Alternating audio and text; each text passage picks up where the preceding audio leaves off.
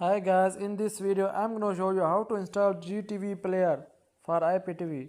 Before starting the video, if you are new on my channel, please subscribe to my channel, and if you need any IPTV subscription, you can contact me at WhatsApp and I will provide you. My WhatsApp number available in the video description. Let's start the video. First open downloader app. You can install it from App Store.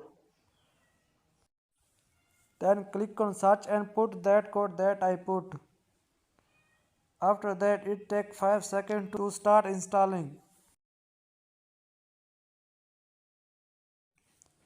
Now you can see that your GTV is start installing. It may vary on your internet speed.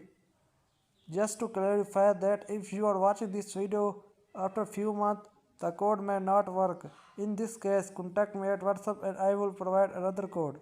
Now you can see that I have installed GTV. Here you will see your MAC address and device key.